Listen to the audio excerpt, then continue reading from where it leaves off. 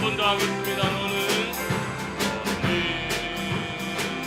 담장 너머로 뻗은 나무 가지에 푸른 열매처럼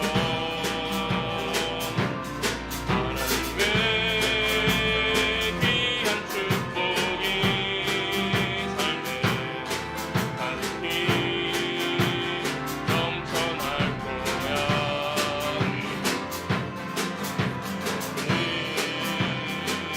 어떤 시련이 와도 이겨낼 강한 발이 있어. 하신 하나님께서 너와 언제나 함께 하시니 너는 하나님의 사랑, 아름다운 하나님의 사랑. 나는 널 위해 기도하며 내 길을 축복할 거야. 너는 하나님의 선물, 사랑스러운 하나님의 열매, 그 예쁨에 꽃피운 나무가 되어줘. 축복합니다. 우리 함께 더 찬양하겠습니다.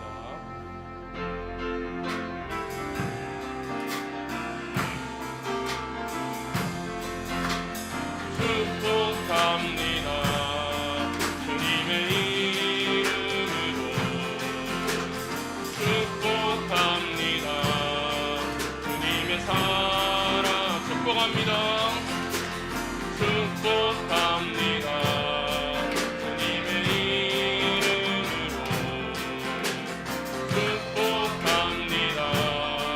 주님의 사랑으로 이곳에 모인 주의 거룩한 자녀에게 주님의 기쁨과 주님의 사랑이 충만하게 충만하게 넘치기를 축복합니다.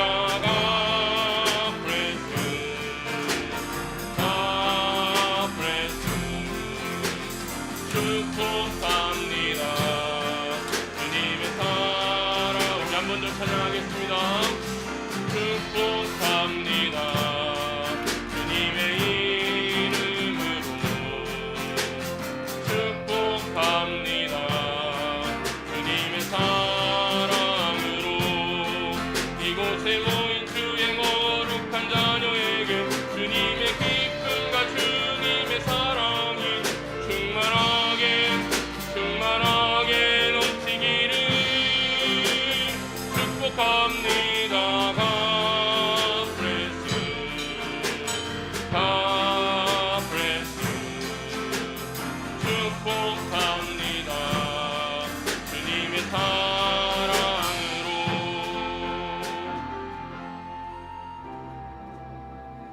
우리 주님 말씀하시면 이렇게 찬양하겠습니다.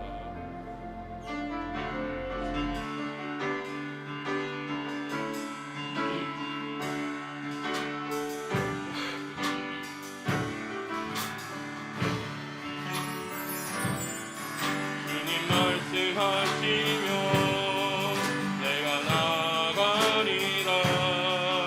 주님 뜻이 아니면 내가 멈춰서리라. 나의 가고 서는 건 주님 뜻에 있으니 오 주님 나를 이끄소서. 주님 말씀하시면 내가 나가리라. 주님 뜻이 아니면 내가 멈춰서리라.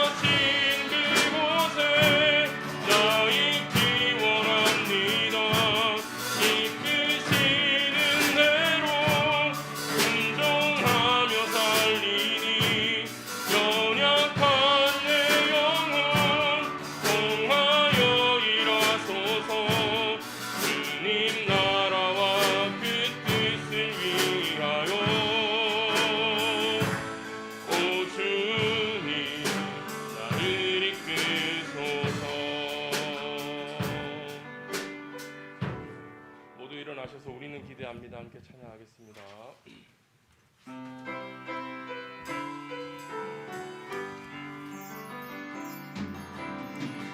우리는 기대합니다.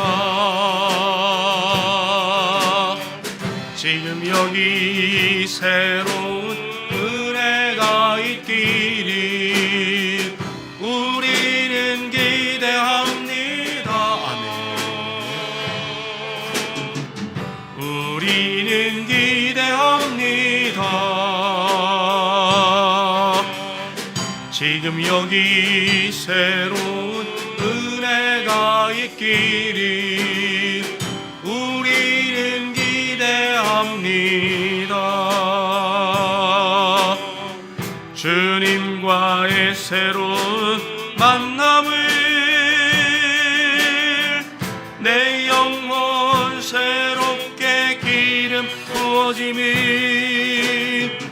내 안에 열정이 충만해지기를 원합니다.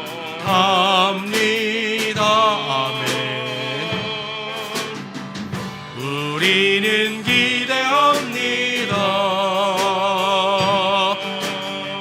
지금 여기 새로운 은혜가 있기를 우리는 기대합니다. 아멘. 너희가 전에는 어두움이더니 이제는 주 안에서 빛이라. 빛의 자녀들처럼 행하라. 빛의 열매는 모든 착함과 의로움과 진실함에 있느니라. 그런즉 너희가 어떻게 행할지를 자세히 주의하여 지혜 없는 자같이 하지 말고 오직 지혜 있는 자같이 하여 세월을 아끼라. 하나님은 영이시니 예배하는 자가 영과 진리로 예배할지니라. 아멘. 나는 전능하신 아버지 하나님 천지의 창조주를 믿습니다. 나는 그의 유일하신 아들 우리 주 예수 그리스도를 믿습니다. 그는 성령으로 잉태되어 동정녀 마리아에게서 나시고 본디오 빌라도에게 고난을 받아 십자가에 못 박혀 죽으시고 장사된 지 사흘 만에 죽은 자 가운데에서 다시 살아나셨으며 하늘에 오르시어 전능하신 아버지 하나님 우편에 앉아 계시다가 거기로부터 살아있는 자와 죽은 자를 심판하러 오십니다. 나는 성령을 믿으며 거룩한 공교회와 성도의 교제와 죄를 용서받는 것과 몸의 부활과 영생을 믿습니다. 아멘. 하나님, 2022년이 시작되었고 첫 주일 예배를 하나님 앞에 드립니다.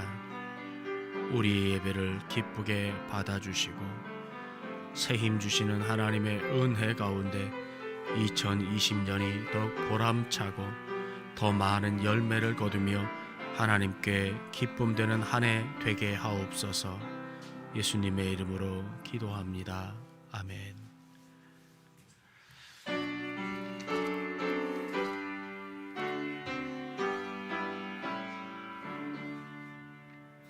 거룩 거룩 거룩 전능하신 주님, 이른 아침 우리 주를 찬송합니다.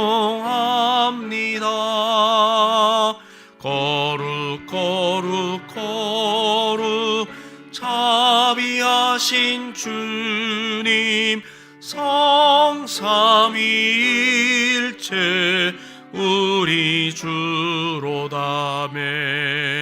거룩 거룩 거룩 주의 빈자 앞에 모든 성도 멸류관을 벗어드리네.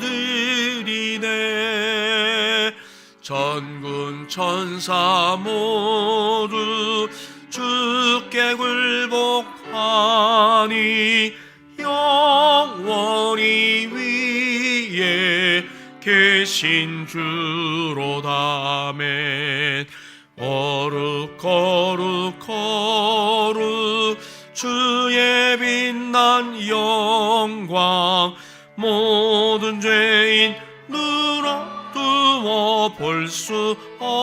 없도다. 거룩하신 이가 주님밖에 없네. 온전히 전능하신 주로다. 아멘. 거룩 거룩 거룩 전능하신 주님, 천지 만물 모두 주를 찬송합니다. 거룩 거룩 거룩 전능하신 주님, 성삼위일체 우리 주로다.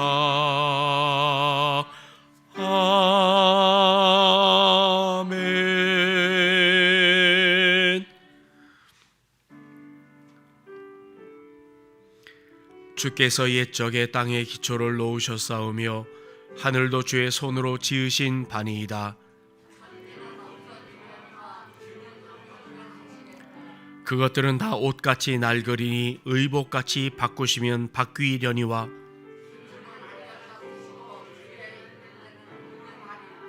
너희는 이전 일을 기억하지 말며 옛날 일을 생각하지 말라.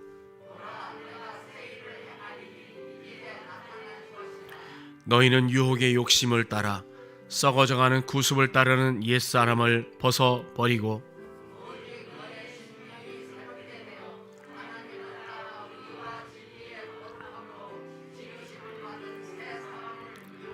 그런즉 누구든지 그리스도 안에 있으면 새로운 피조물이라. 새 계명을 너희에게 주노니 서로 사랑하라.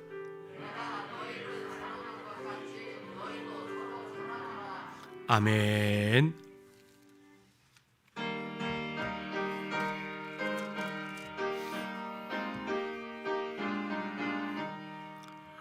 온 세상이 캄캄하여서 잠빛이 없었더니 그 빛나는 영광 나타나 온 세상 빛이었네.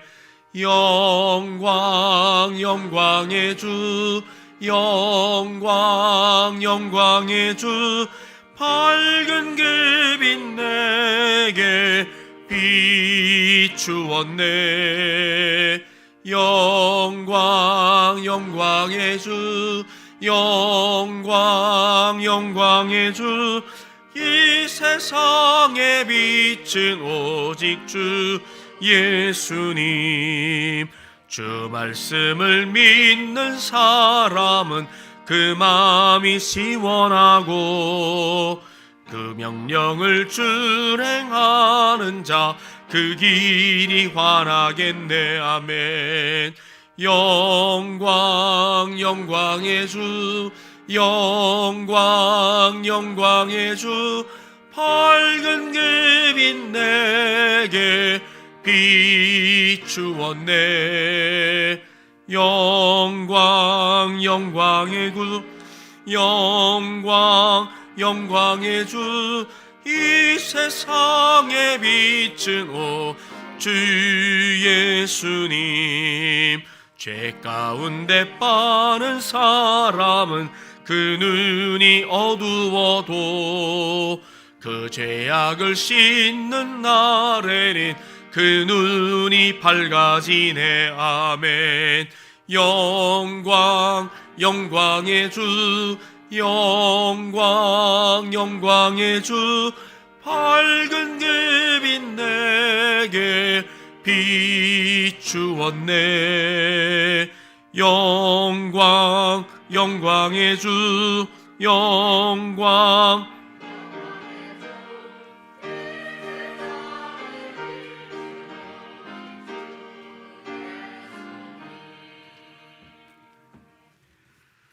빛이요 생명이신 하나님 아버지, 2022년 새해 첫 주일 예배로 나오게 하심을 감사드립니다. 오늘 주님을 향한 저희들의 예배를 받아 주시옵소서. 하나님을 기쁘시게 하지 못했던 지난 한 해와 입술로만 주님을 사랑했던 지난 한 주간의 삶을 회개합니다. 용서하여 주시옵소서. 지나온 시간들 되돌아보니 모든 것이 주님의 은혜 아닌 것이 없었음을 고백합니다. 사랑의 주님, 오늘 저희들의 모든 죄를 깨끗게 하시사 새로운 마음으로 살아갈 수 있도록 긍휼을 베풀어 주시옵소서. 모든 것을 새롭게 하시는 하나님 아버지, 저희들에게 2022년 첫 마음과 첫 생각을 주님을 생각하게 시작하게 하심을 감사드립니다. 영원한 하늘나라를 소망하며 믿음의 경주를 하게 하심을 감사드립니다. 주의 말씀은 우리의 길을 인도하는 등이요 빛이십니다. 우리에게 진리의 말씀을 비추사 어둡고 탁한 시대 속에서 주님을 따라 길 잃지 않고 살아갈 수 있도록 인도하여 주시옵소서. 하나님 아버지, 반짝이는 모든 것이 금이 아니듯 거룩하고 순결해 보이는 것들이 모두 진리는 아닙니다. 합리적인 논리로 무장한 것들이 하나님의 말씀인 것처럼 우리를 착각하게 만들고 있습니다. 하나님 아버지, 무지하고 어리석은 저희들 진리의 말씀으로 이끌어 주옵시고 생명의 길로 인도하여 주시옵소서. 올해는 우리의 삶의 우선순위를 하나님께 먼저 두게 하여 주옵소서. 세상 속에서 먹고 마심의 문제로 인해 걱정하며 하나님의 나라와 의를 구하며 살지 못하고 있습니다. 들의 꽃보다 풀보다 귀하다 하신 주님의 말씀을 붙들고 채우시는 하나님을 신뢰하며 살게 하여 주시옵소서. 이제 맞이하는 2022년 한 해를 선장 되신 하나님 아버지를 모시고 믿음의 항해를 시작하려 합니다. 우리 신성교회 모든 성도가 한 마음과 한 뜻이 되어 주님께서 원하시고 기뻐하시는 사랑의 공동체를 이루어가게 하여 주시옵소서. 하나님 아버지, 이 시간 담임 목사님을 기억하여 주옵소서. 우리 신성교회의 영적 지도자로 세워주셨사오니 하나님의 말씀을 전하고 하나님의 영광을 드러내기에 부족함 없는 우리 목사님 되게 하여 주시옵소서. 주의 말씀을 연구하고 강론할 때 사람의 생각이나 지식으로 행하는 것이 아닌 오직 성령님의 인도하심 바 되어 말씀을 선포하게 하옵소서. 말씀을 받고자 고개 숙인 주의 성도들에게 예비된 은혜를 충만히 부어주옵시고 듣고 깨닫게 하옵시며 새로이 결단하는 시간 되게 하여 주시옵소서. 하나님 아버지, 올해는 복음으로 교회를 새롭게 세상을 이롭게라는 표어로 힘차게 달려갑니다. 하나님의 말씀인 복음으로 우리 신성교회가 새롭게 되어 세상 속에서 복음으로 설 수 있도록 인도하여 주시옵소서. 하나님 아버지, 우리 성도 중 영육간 연약한 지체들이 있습니다. 이 시간 병석에 누워있는 환우들과 영적 고통 가운데 있는 성도들 긍휼히 여겨 주시옵소서. 사랑으로 감싸주시고 고통 가운데서도 주의 살아계심을 알게 하시사 힘써 투병하며 믿음을 지키게 하여 주시옵소서.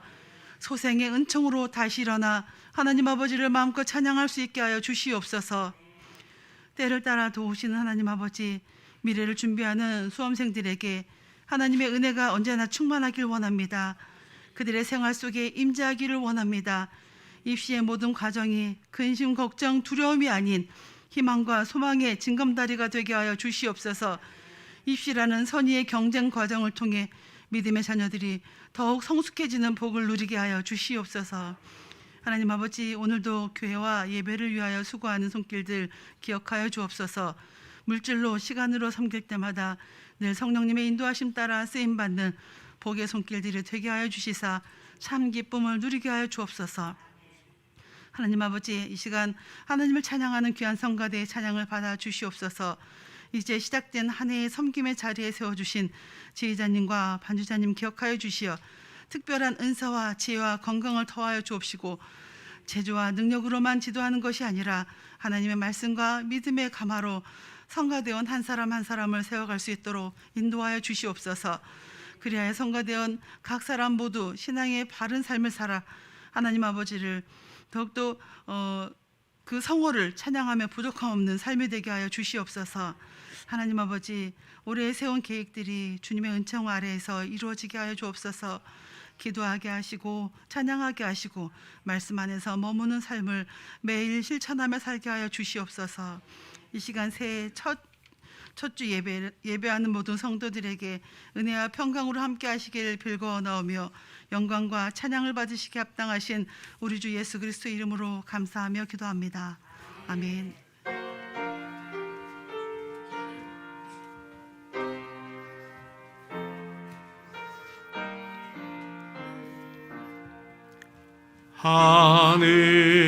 하늘에 계신 아버지 이름 거룩하사 주님 나라 임하시고 뜻이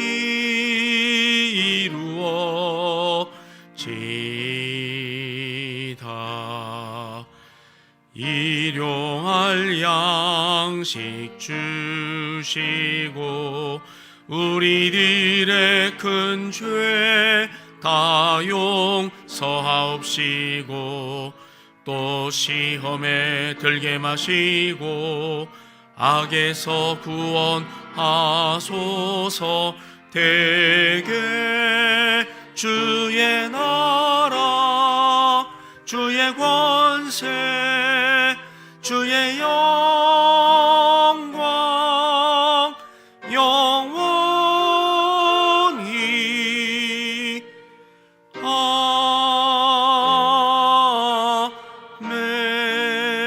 아멘. 오늘 이 시간 우리에게 주시는 하나님의 말씀은 신약 성경 마가복음 1장 14절과 15절의 말씀입니다. 신약 성경 53면에 있는 마가복음 1장 14절과 15절의 말씀입니다. 우리 하나님께서 우리에게 주신 이 생명의 말씀을 통해서 우리에게 큰 은혜 주시기를 원합니다. 함께 읽겠습니다. 요한이 잡힌 후 예수께서 갈릴리에 오셔서 하나님의 복음을 전파하여 이르시되 때가 찼고 하나님의 나라가 가까이 왔으니 회개하고 복음을 믿으라 하시더라. 아멘.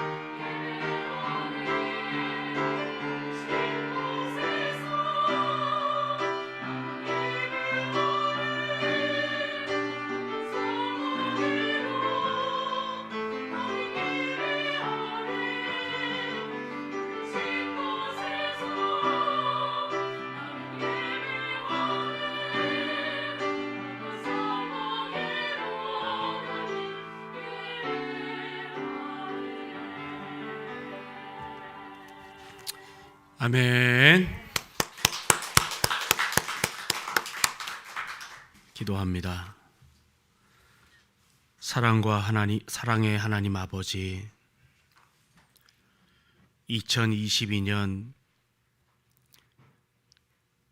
첫 예배를 하나님 앞에 드리며 우리에게 하나님께서 이 새해를 통해 새 삶의 기회를 허락해 주심에 대해서 다시금 감사하며 새로운 다짐을 해봅니다. 우리에게 이 새해에 걸맞는 새 마음과 새 결단을 우리에게 허락해 주시옵소서. 아직 아무도 밟지 않은 이 미지의 시간 앞에 우리가 서 있습니다. 늘 하는 말대로 순백의 도화지에 진지하게 그림을 그려 나아가듯이 새로운 한 해 속에 우리의 시간들을 진지하게 또 성실하게 그려 나아갈 수 있도록 우리에게 지혜를 주시고 힘을 더해 주시옵소서. 그래서 2022년을 다 마치고 평화의 왕이신 우리 주님을 따라 분열과 이 나눔의 세상에서 하나됨과 평화를 위해 수고하고 최선을 다했다고 칭찬받을 수 있는 복된 한 해가 되게 해 주시옵소서. 이 시대 속에 사는 사람들은 이익을 위해서는 어떠한 수단과 방법을 다 간구해도 좋다라고 하는 그런 생각 속에 살아갑니다. 그것들을 너무 당연하게 여깁니다. 그러나 우리 그리스도인들은 이러한 세상의 흐름을 거스르고 역류하며 선한 목적이 있다면 과정도 정직해야 한다라고 하는 사실을 깨닫고 그러한 문화를 만들어가는 우리 그리스도인들이 되게 해 주시옵소서. 2022년 한 해를 하나님의 선하신 도우심 안에서 특별히 우리 신성교회가 이 지역사회를 섬기며 지역 속에서 하나님의 나라를 이루어가는 일을 능력 있게 그러나 겸손히 섬기게 해주시고 누가 뭐라고 해도 묵묵히 복음의 씨를 뿌리게 하사 언젠가는 드디어 열매를 맺는 기쁨을 누리게 해 주옵소서. 우리가 사는 이 세상이 우리로 하여금 좀 더 밝아지게 해주시고 특별히 이 코로나 바이러스의 상황이 속히 종식되게 하사 우리 조국 대한민국이 건강한 나라, 복음의 나라가 되게 해 주시옵시고 우리 신성의 가족들 한 사람 한 사람이 더욱 믿음의 반석 위에 세워지는 은혜가 있게 하옵소서. 예수님의 이름으로 기도합니다. 아멘. 자, 우리 서로 인사하겠습니다. 하나님이 하셨습니다. 하나님이 하십니다. 하나님의 은혜입니다. 여러분 2022년 새해가 밝았습니다. 늘 말씀드리고 축복하는 것처럼 새해 복 많이 받아 누리시기를 바랍니다. 받는 것만 가지고는 안 되고요. 항상 우리는 그 복을 누릴 줄 아는 그 복을 누려야 합니다.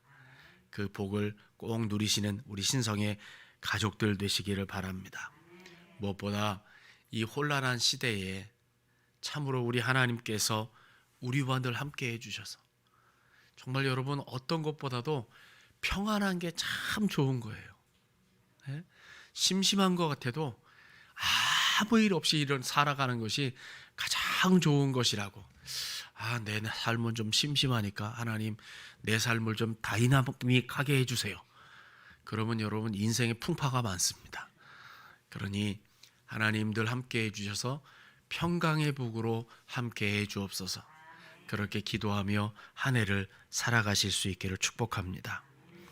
여러분 오늘 우리가 예배당 앞에 그 표어가 현수막으로 걸려 있죠. 우리 2022년 표어를 같이 한번 읽어볼까요? 시작. 복음으로 새롭게 세상을 이롭게. 다시 한번 시작. 복음으로 교회를 새롭게 세상을 이롭게. 이것이 우리 교단의 그 표어이기도 합니다. 교단이 함께 걸어가고자 하는 걸음을 우리 교회가 함께 걸어가고자 해서 이제 오늘부터 3주 동안에 복음, 교회를 새롭게 세상을 이롭게 하는 주제의 말씀을 함께 한 주씩 말씀을 나누어 가려고 합니다. 오늘은 복음에 대해서 말씀을 나누려고 합니다. 오늘 우리가 읽은 이 누가복음 1장 14절과 15절은 예수님께서 이 땅에 오셔서 첫 번째 하신 말씀입니다. 이 배경의 말씀을 보면 예수님께서 구체적으로 언제, 어떻게 공생의 사역을 시작하셨고 어떤 말씀으로 그 공생의 첫 말씀을 주셨는지를 우리가 확인할 수 있고, 그래서 이 본문 말씀이 우리에게 참 중요한 의미를 갖게 됩니다. 예수님께서는 어떠한 시점에 공생의 사역을 시작하셨다. 또 어느 곳에서 이 일을 시작하셨다. 이 모든 것을 구체적인 시점과 장소까지 다 우리에게 밝혀주시는데, 예수님이 공생의 사역을 시작하셨던 시점은 언제냐? 오늘 본문 14절의 말씀을 보면 세례 요한이 헤롯에 의하여 잡히게 된 때다, 이렇게 말씀을 합니다. 그때 예수님께서는 공생의 사역을 시작했다라고 말씀하는 것이죠.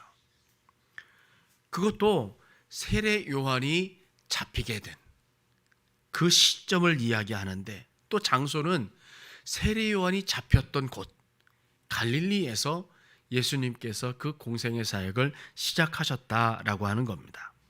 그런데 이러한 정보, 언제 또 어떤 일을 계기로 해서 또 어디에서 하셨다라고 하는 것도 우리가 알아야 되겠지만, 그럼 예수님께서 공생애를 시작하시면서 어떤 말씀으로 어떠한 목적을 가지고 시작하셨는지를 우리가 확인할 수 있는 그 말씀이 15절 말씀인데, 제일 먼저 외치신 복음이 하나님의 나라가 가까이 왔으니 회개하고 복음을 믿어라 라고 하는 말씀이었어요. 하나님의 나라가 일성입니다. 하나님의 나라가 가까이 왔다.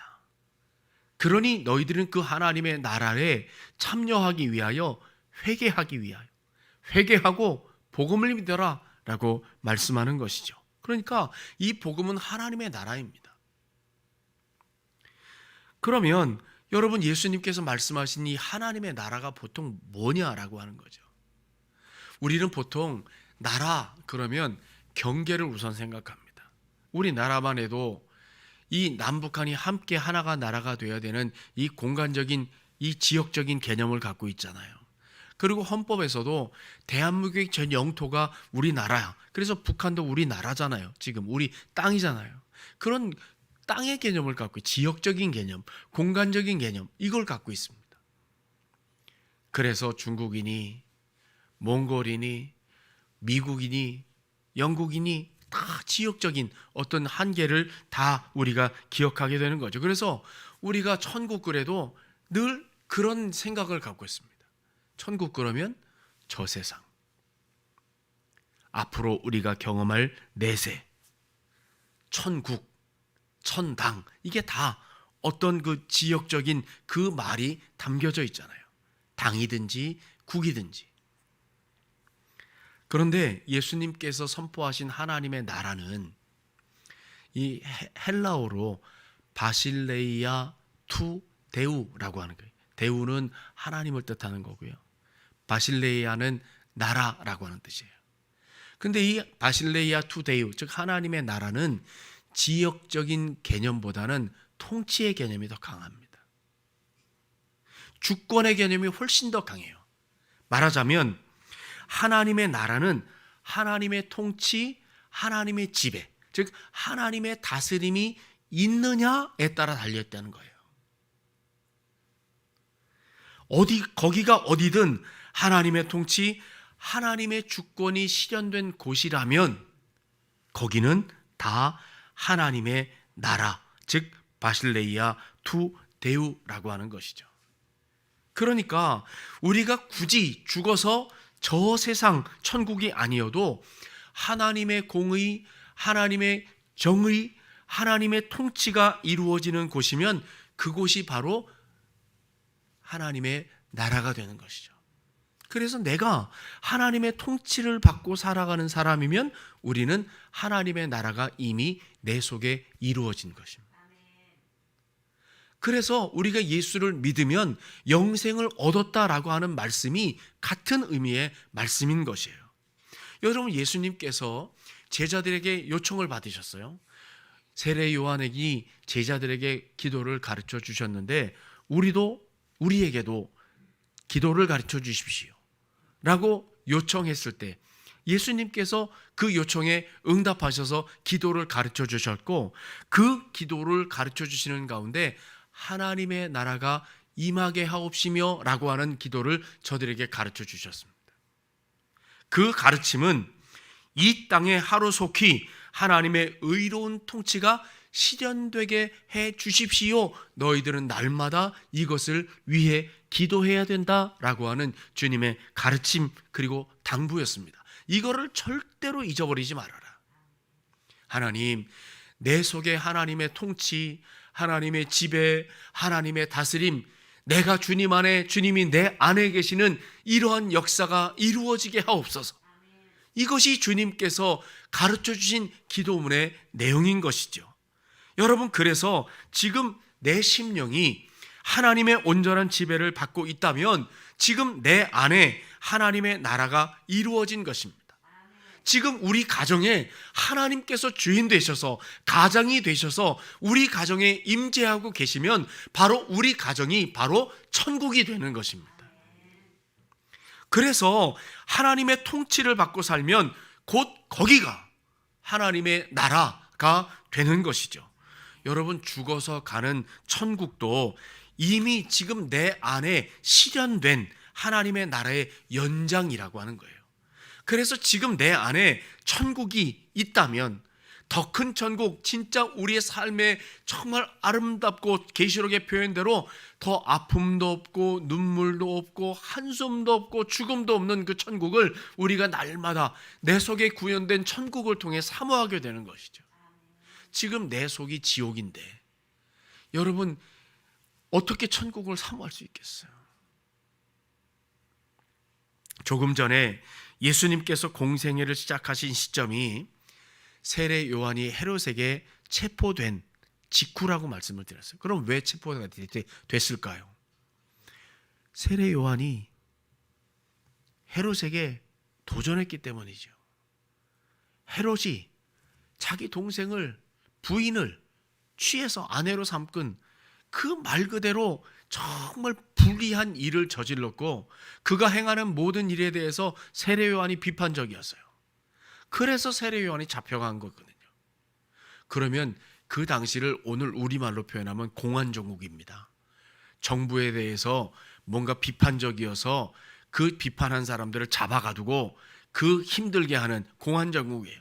그런데 예수님께서 굳이 그러한 공안정국에서 세례 요한이 했던 똑같은 말씀을 전합니다. 회개해라. 천국이 가까웠다.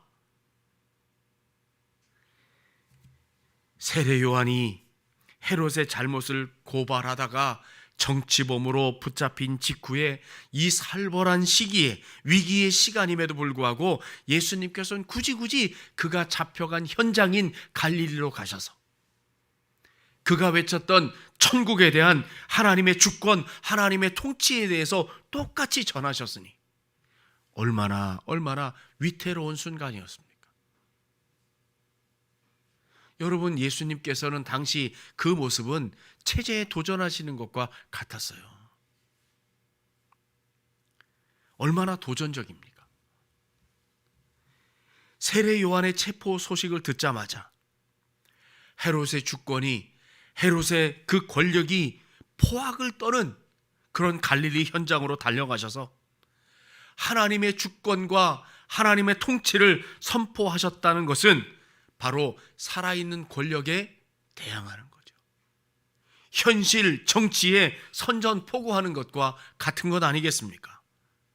이게 바로 우리 주님께서 공생애를 시작하실 때 복음 전파의 상황이었고 복음 전파의 모습이었어요. 여러분, 우리는 예수님께서 성경에서 하시는 모든 일들과 행사를 보면 예수님은 절대로 온유하신 분, 절대로 예수 하나님의 권능 앞에 겸손하신 분이라고 생각 들어지지만, 사실은 예수님께서 이 당시의 모습은 굉장히 어쩌면 과격하고 어쩌면 개혁적인 그런 모습이었다는 거죠. 여러분, 이 예수님의 첫 번째 행보, 그 다음번 행보를 요한복음 2장이 기록하고 있는데, 요한복음 2장 13절의 말씀을 보면 예수님께서 하나님의 나라를 선포하신 후에 때마침 그때가 6월절이 가까운 때가 돼가지고 예수님은 예루살렘으로 올라가셨다는 거예요.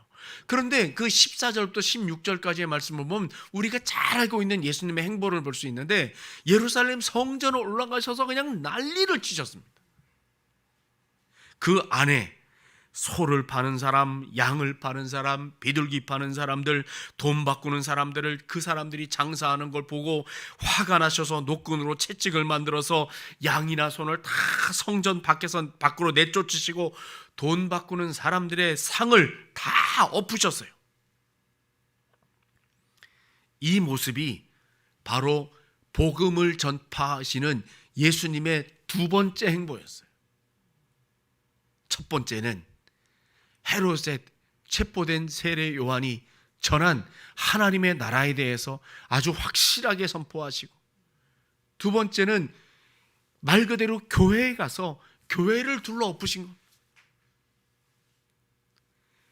하나님의 나라, 하나님의 통치를 선포하시면서 갈릴리 바다에서는 사회개혁과 정치개혁과 권력개혁을 외치셨고, 그리고 예루살렘에 올라가셔선 유대교의 본산이요 이스라엘의 심장이라고 할 수 있는 예루살렘 성전 교회에 가셔서 채찍을 휘두르시며 짐승들을 내쫓고 장사하는 사람들과 매대에 앉아 환전하는 환전상들의 돈통을 둘러 엎으시며 폭력적으로 성전을 정화하시고 종교개혁, 성전개혁, 교회개혁을 주님께서 행하신 것이죠. 주님께서는 예루살렘 성전이 하나님의 통치가 사라진, 하나님의 주권이 사라진 난장판이라고 주님 지적하신 겁니다. 그 현실을 목격하시고 의분을 참지 못하셔서 너무나 과격한 모습으로 보일 만큼 성전을 깨끗하게 하신 것이죠. 그리고 주님 말씀하십니다. 내 아버지의 집을 장사하는 집으로 만들었다. 여러분, 마태복음 21장 13절엔 이 대목을 조금 더 신랄하게 주님 지적하십니다. 만인이 기도하는 집을 강도의 소굴로 만들었다. 우리 주님이 안타까이 말씀하시는 것. 강도의 소굴로 만들었다. 장사하는 집으로 만들었다. 많은 이들이 예수님의 이 모습을 보고 환호했습니다. 드디어 우리 성전이 본질을 되찾는구나.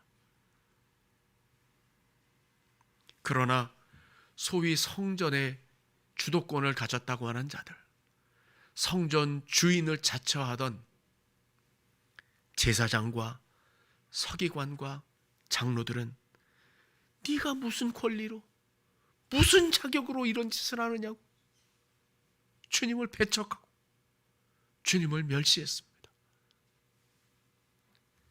여러분, 사실 성전에서 비둘기를 팔고 양을 파는 일은 처음에는 좋은 의도였어요.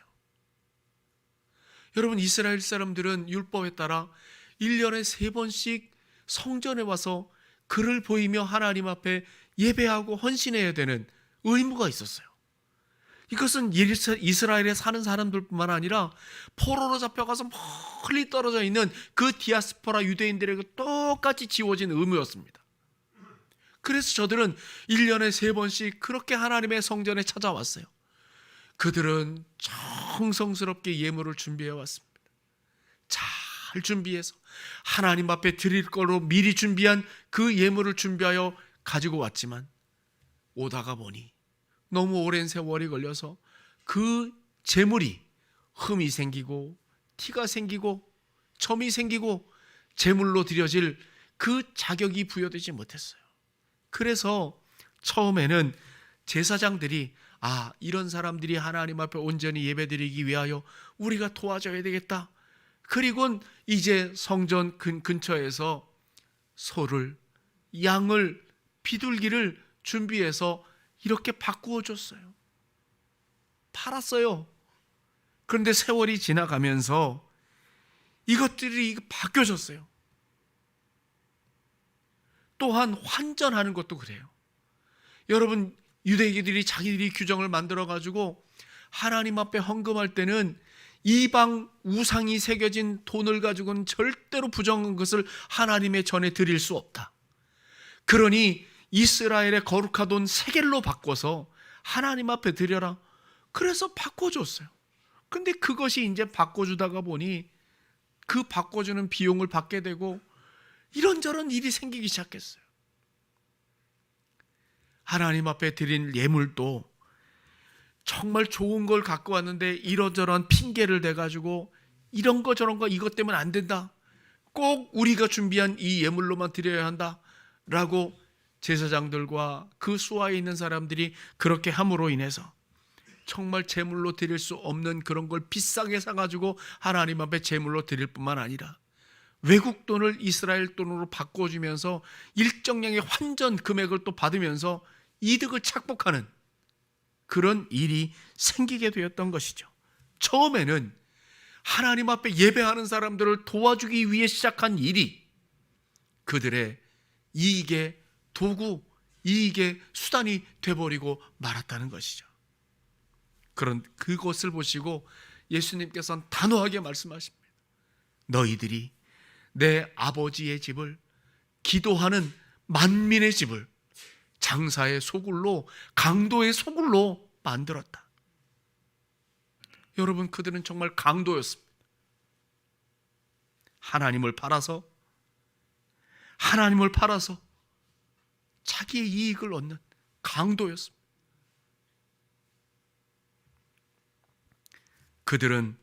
장사꾼들은 대부분이 어떤 사람들이었느냐?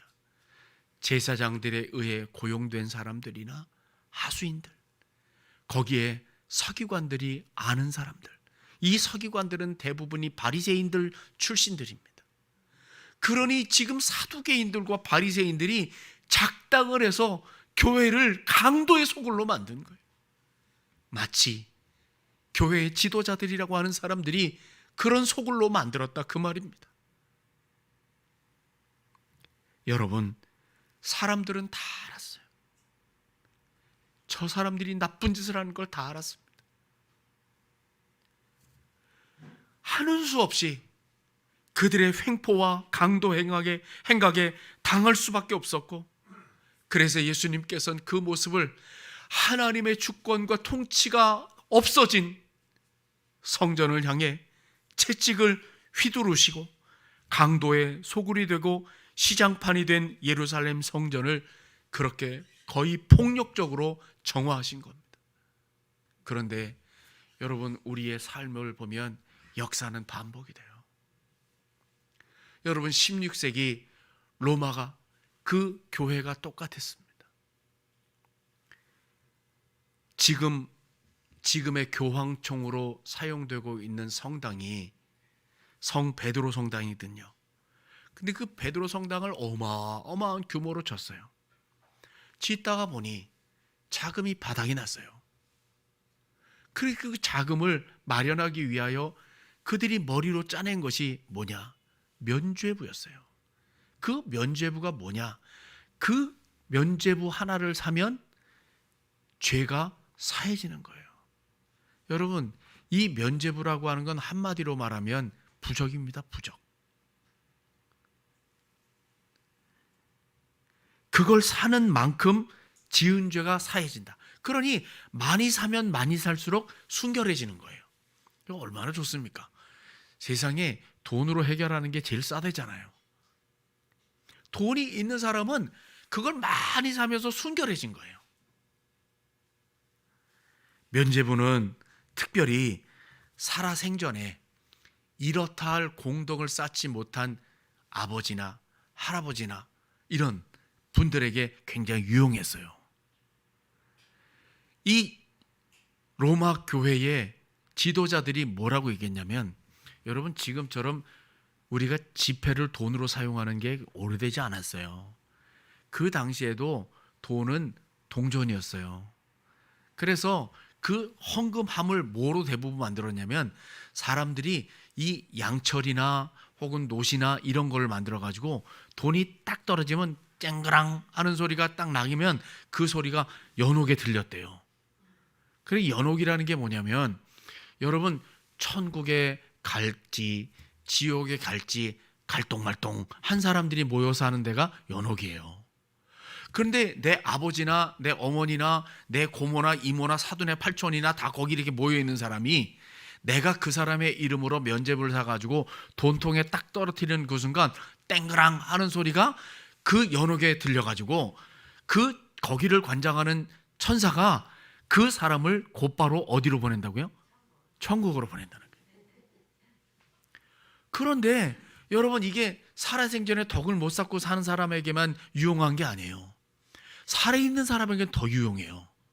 뭐냐면, 내가 딱 내는 순간 그 이름이 딱 생명책에 기록되는 것처럼 해가지고 나는 연옥이라는 데를 거치지 않고 곧장 천국으로 직행열차를 타고 가는 거예요. 그러니 얼마나 많은 사람들이 교회에 하는 말을 들었겠습니까? 여러분, 면죄부를 파는 건 사기였고, 면죄부를 파는 교회는 장사하는 집이요 강도의 소굴이 된 것이에요. 여러분, 이것과 비슷한 말씀을 좀 드려볼까요? 불교에서는 사람이 죽으면 그 혼이 구천을 떠돈다고 그럽니다. 그래가지고 연옥과 비슷한 명부라는 게 있어요. 거기 가가지고 이 사람이 극락을 가게 될지 지옥에 가게 될지 헷갈려가지고 거기 좀 있는 데가 있어요. 그래가지고 장례를 치를 때 사람들이 대부분 뭐라고 얘기하냐면, 고인의 뭐요? 명복을 빈다는 말이 뭐냐면, 저 극락에 갈지 모르는 갈똥말똥한 저 사람에게 복을 빌어줘서 저 사람이 극락에 가게 해달라, 이게 명복을 비는 말이에요. 그러니 우리 신앙으로 우리가 여러분 죽고 나면 우리의 영혼이 구천을 떠돕니까? 그러면 죽으면 우리는 어디 가죠? 우리는 천국 가죠. 그러나 예수 믿지 않는 사람은 어디 가죠? 그렇죠. 그럼 갈똥말똥한 데가 있습니까? 그러면 갈똥말똥한 거를 갖다가 갈똥말똥해서 가라고 빌어주는 게 명복인데, 우리가 고인의 명복을 빌어줘야 합니까? 하지 말아야 합니까? 제가 죽어라고 여러 번 말했어요, 이거. 근데 목사는 말해라. 나는 명복을 빌어 죽었다. 여러분, 절대로 우리 그리스도인들의 신앙으로는 고인의 명복을 빕니다라고 하는 말은 할 수가 없는 거예요. 그러면 뭘 해야 되냐? 우리는 천국 소망으로 살아가시기를 기도하겠습니다 라고 하든지, 하나님의 위로가 당신의 가정에 함께 하시길 바랍니다, 이렇게 해야 되는데, 우리가 잘못하다가 보면 다 똑같이 텔레비에서 하는 것처럼 고인의 명복을 빕니다. 계속 릴레이를 하게 돼 있어요. 여러분, 연옥이나 명부나 이건 우리 신앙으로는 없는 거예요. 갈똥말똥한 데가 없어요. 우리는 자다가 천국에 있다가도 지옥에 있다가도 우리 주님 다시 오시는 그날 다시 우리는 주님 앞에 심판대 앞에 서서 영원한 천국에 가든 영벌의 지옥을 가든 해야 할 그런 하나님의 말씀 앞에 우린 서 있는 거예요.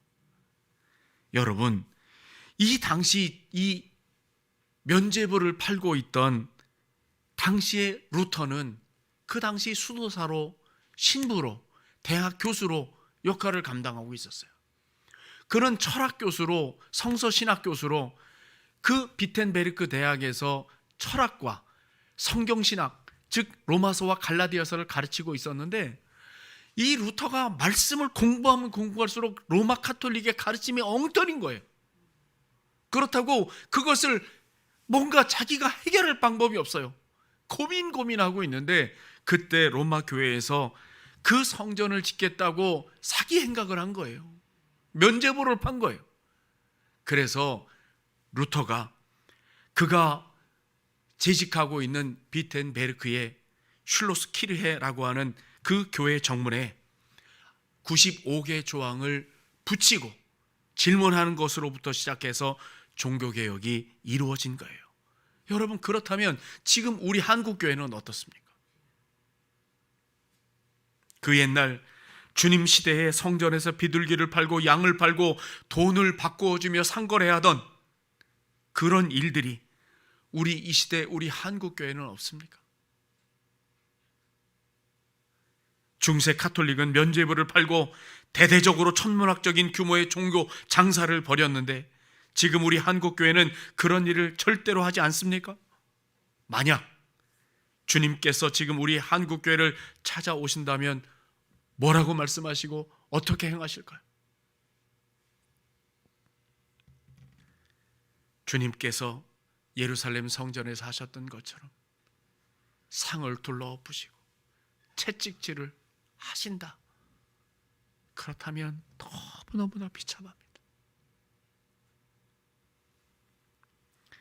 우리 사회, 요즘 온 세상 사람들이 우리 교회를 향해서 얼마나 열심히 교회를 욕하고 조롱하는지 모릅니다.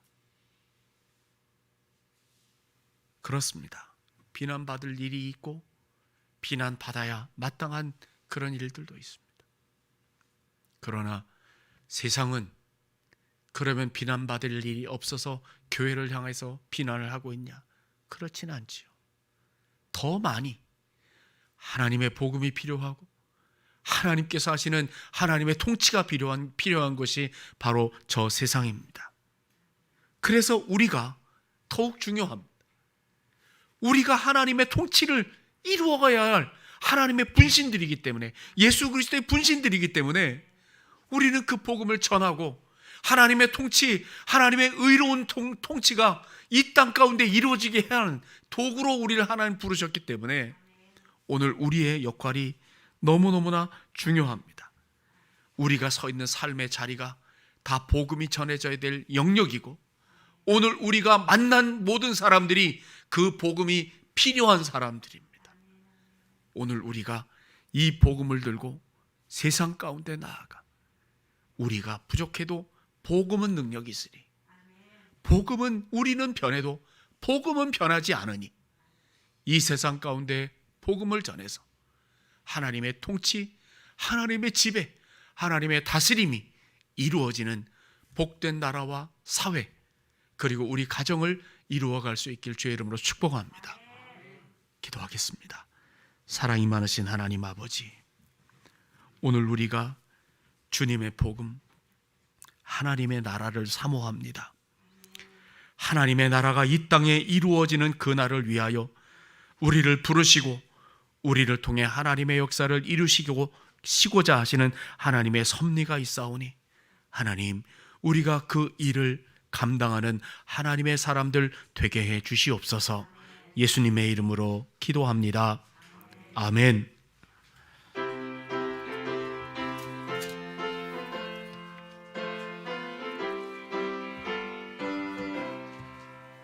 십자가를 지심으로 죄인을 그 피를 보고 믿는 자는 주의 진도를 면하겠네. 내가 그 피를 유월절 그 양의 피를 볼 때에 내가 널 넘어서 가리라. 흉악한 죄인 괴수라도 예수는 능히 구원하네. 온몸을 피에 담글 때에 주님의 진노 면하겠네. 내가 그 피를 유월절 그 양의 피를 볼 때에 내가 널 넘어서 가리라. 심판할 때에 모든 백성 행한 일대로 보응받네. 주님의 피로 죄 씻으면 주님의 진노 면하겠네. 아멘. 내가 급필일 유월절 그 양의 피를 볼 때에 내가 널 넘어서 가리라. 구주의 사랑 크시는 해 보혈의 능력 의지하세.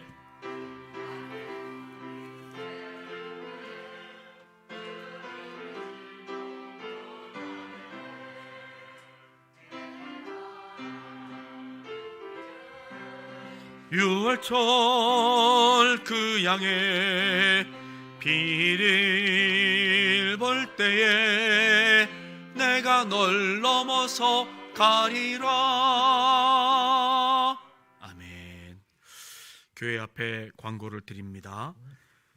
2022년이 시작되었고 또 믿음으로 우리가 한 걸음을 내딛습니다. 특별히도 올해 복음으로 교회를 새롭게 세상을 이롭게 라고 하는 표현대로 복음의 전사들이 돼서 믿음으로 잘 걸어가실 수 있기를 간절히 소원합니다. 약속의 말씀을 받지 못한 분들이 많이 계시죠. 그래서 이 시간 약속의 말씀을 전할 텐데 앞으로 나와 주십시오. 가운데 복도로 나오셔서 받으시고 오른쪽 왼쪽으로 들어가시면 되겠습니다. 각 가정에 한 분 받으시면 되겠고 나는 꼭 따로따로 받아야 되겠다 하시는 분들은 따로따로 받으셔도 되겠습니다. 자, 앞으로 나오시죠. 네.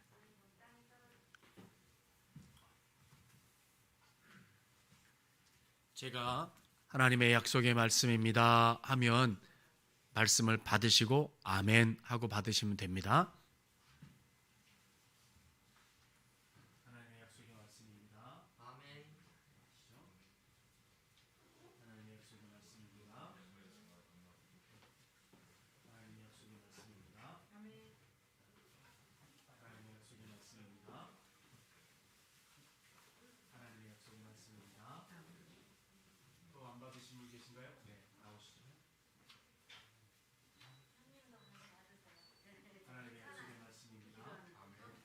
네, 선생님 나오시죠. 네, 괜찮으십니까? 나오세요. 하나님의 약속의 말씀입니다.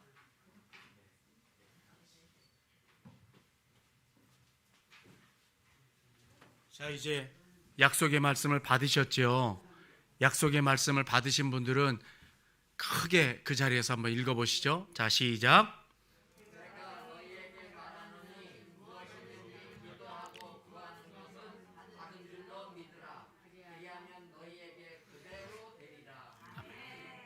자, 하나님의 약속의 말씀을 받으셨으니 그 말씀대로 성취하는 기쁨을 누리실 수 있기를 바랍니다. 자, 그리고 올해 우리 교회에서 그 일하실 그 재직들을 잠깐 발표를 할 텐데요. 우리 장로님들 먼저 좀 일어나실까요? 은퇴하신 분들도 좀 일어나 주시죠. 네. 자, 우리 장로님들 일어나세요. 자, 우리 장로님들이 있습니다. 우리 박수 한번 해드릴까요? 예, 앉으시죠. 자, 우리 권사님들 일어나시죠. 은퇴하셔도 됩니다. 출석하신 권사님들 일어나시죠. 네. 권사님들은 다 일어나세요. 네. 자, 우리 권사님들 박수로 우리 환영하고 축복합니다. 자, 앉으시죠. 그리고 우리 안수 집사님들이 오늘은 한 분도 안 오셨죠? 네, 다른 부에 계시니까. 자, 그리고 올해 우리 집사님으로 수고하실 분들 명단을 제가 발표할 테니까 새롭게 명단에 들어서 그렇게 임명되신 분들도 귀하게 잘 사용되실 수 있기를 바랍니다. 길용현, 김용화, 김원배, 김학선, 민경용, 안종갑, 유영재, 윤순식, 이남희, 이영욱, 이치우, 정성엽, 주홍, 최신일, 최준재, 하현용, 한명수. 자, 일어나실까요? 네, 우리 올해 임명되신 분이 저 오른쪽에 검은 옷을 입고 있는 유영재 집사님입니다. 자, 우리 환영하죠. 고맙습니다. 앉으시죠. 자, 여자 집사님들 호명하겠습니다. 곽연주, 김가은, 김가일, 김인경, 김인순, 김효영, 배정미, 송정선, 송진아, 유향숙, 이사면, 이영신, 이영화, 이유현, 이은영, 이지연, 이춘명, 이현주, 임영신. 자, 일어나실까요? 오늘 이제 새롭게 오신 분은 여기 이 자리에 안 계시지만 김가은, 김가일, 송정선, 유향숙, 이영신 이렇게 분들이 계십니다. 자, 우리 함께해 주실 모든 분들에게 축하의 박수, 환영의 박수 하겠습니다. 고맙습니다. 함께해 주셔서 감사하고 더 하나님 앞에 충성하는 하나님의 일꾼들 되시기를 바랍니다. 다음 주에 우리가 2021년 결산 또 2022년 예산에 대한 공동의회를 하려고 합니다. 2부 예배 끝나고 하니까 여러분 2부 예배 후에 함께 참여해 주시기를 부탁을 드리겠습니다. 교회 달력이 나와 있으니까 필요하신 분들은 우리 전도사님에게 요청하셔서 다 받아가셔서 도움을 받으시고 또 기부금 영수증이 필요하신 분들도 우리 전도사님에게 부탁하시기를 바랍니다. 그리고 지난 한 해 동안에 성경을 여러분들이 읽으셨어요. 그래 너무너무 감사한 일을 하셨고, 그리고 또 정대련 집사님이 저에게 뭐를 말씀하셨냐면, 목사님 제가 성경을 다 썼습니다. 다시 한번. 제가 한번 지난번에 하셨을 때 도전했던 게 뭐냐면, 성경을 쓰다가 틀리면 다시 써보세요. 틀리지 않고 앞뒤로 다 써보세요 했는데 그렇게 했답니다. 그렇게 신구약을 다 써서 본인이 갖고 있어서 제가 또 이렇게 편집을 해드리려고 합니다. 그리고 제가 집사님에겐 개인적으로 큰 성경을 하나 선물을 준비했습니다. 그래서 나중에 오시면 함께 전달하려고 합니다. 복된 일에 도전하시고 또 성경을 읽어가시고 또 말씀을 자꾸 더 가까이 하시는 그러한 일들이 우리 가운데 있기를 소원합니다. 자, 다 같이 일어나셔서 드린 예물을 위하여 봉헌기도 드리고 축복 기도로 예배를 마치겠습니다. 선한 목자 되신 하나님 아버지, 오늘도 도우시는 하나님의 은혜로 주님 앞에 나와 예배케 하시고 2022년의 첫 주일을 너무너무 감사한 가운데 베푸신 하나님의 은혜에 감사해서 또 베푸실 하나님의 은혜를 기대하며 귀한 예물 주 앞에 드렸습니다.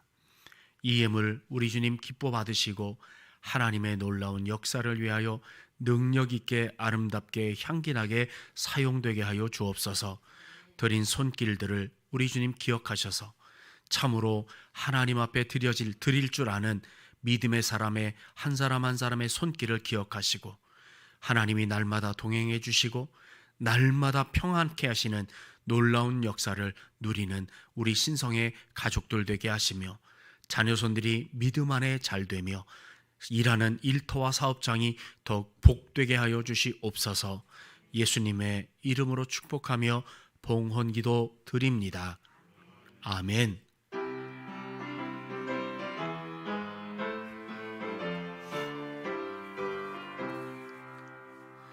영광 영광 할렐루야, 영광 영광 할렐루야, 영광 영광 할렐루야, 곧 승리하리라.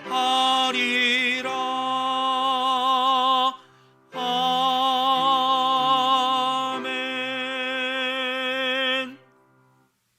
지금은 2022년 이 새해를 하나님의 말씀 복음으로 무장해서 하나님의 나라, 하나님의 통치가 이루어지는 그 일을 위하여 아름답게 헌신하며 수고해 갈 것을 믿음으로 결단하며 용기 있게 각자의 삶의 자리로 나아가는 사랑하는 신성의 가족들 머리 위에와 우리에게 허락하신 가정과 직장과 경영하는 사업장 위에 우리 구주 예수 그리스도의 은혜와 하나님 아버지의 무한하신 사랑하심과 보혜사 성령님의 교통하심이 이제와 영원토록 함께 하시기를 간절히 축원하옵나이다.